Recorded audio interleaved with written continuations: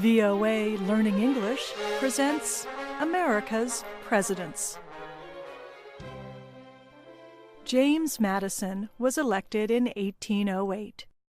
He was a capable president who served 2 terms.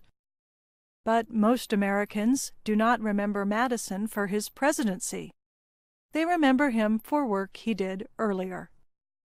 After the Revolutionary War, in which the American colonists separated from Britain, Madison proposed that the new United States form a stronger national government. Madison's vision for a 3-part government, with an executive, a legislature, and an independent Supreme Court, became the basis for the Constitution we still use today. Madison went on to persuade voters to accept the proposed Constitution. He explained how a system of checks and balances would prevent any one part of government from becoming too powerful. And when voters demanded more protection for individual liberties, Madison wrote the amendments that became the Bill of Rights.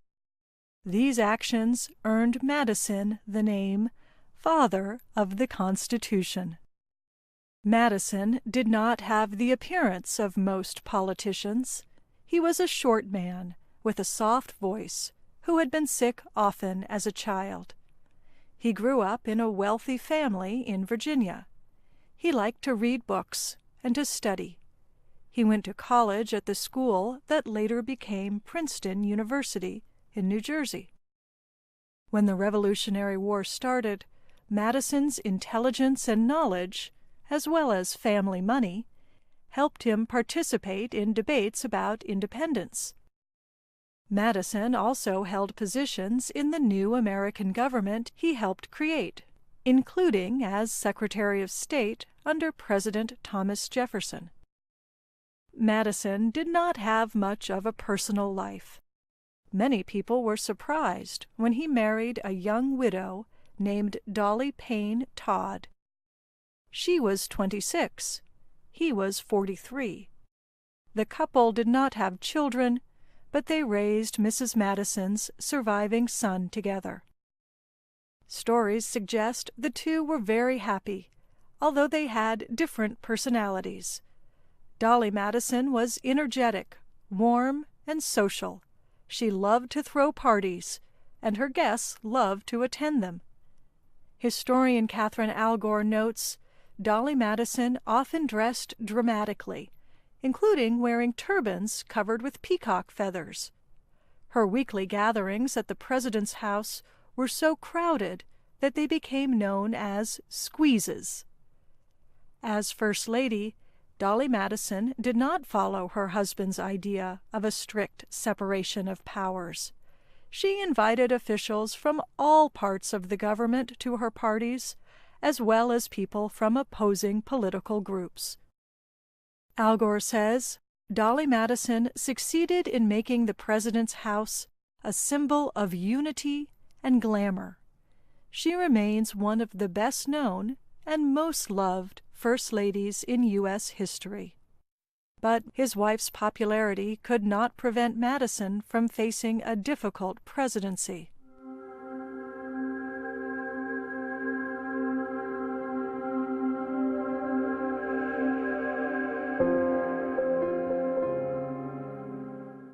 During his first term, the U.S. faced increasingly tense relations with Britain.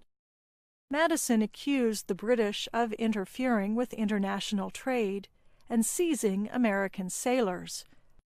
At the same time, European American settlers blamed the British for helping native tribes fight against them. But the settlers had violated treaties between the U.S. government and the Native Americans.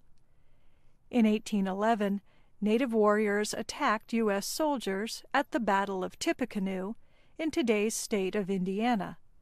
A U.S. general named William Henry Harrison led his troops to fight back. The result was not clear, but Harrison declared victory. The following year, Madison proposed war against Britain. Congress approved. the War of 1812 began.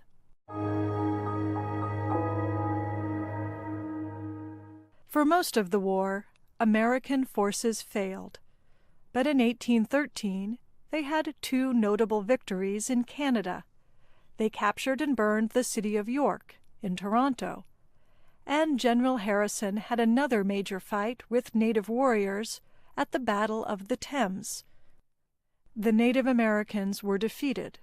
The leader of the tribal alliance, Tecumseh, died from the wounds he received there. That loss ended, for the most part, the efforts of eastern Native American tribes to push back white settlers. In 1814, the war turned again. British soldiers took the U.S. capital of Washington, D.C. Madison had already left the president's house to meet with generals in the field. Dolly Madison remained. But when she learned the British were approaching quickly, she acted.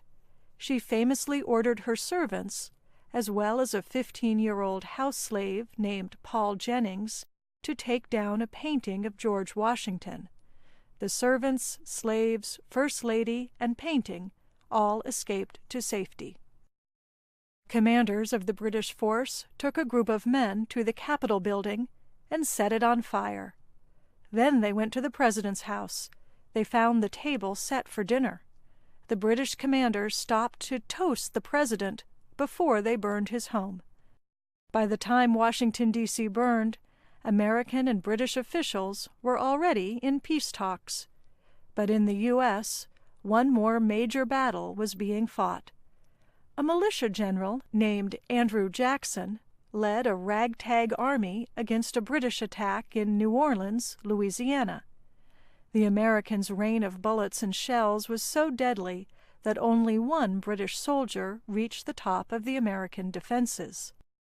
When the British finally withdrew, they left behind more than 2,000 dead and wounded. 500 other British soldiers had been captured. 13 Americans were killed. The Battle of New Orleans was considered a great victory for the U.S. However, it was not necessary. The war had ended by treaty 2 weeks earlier.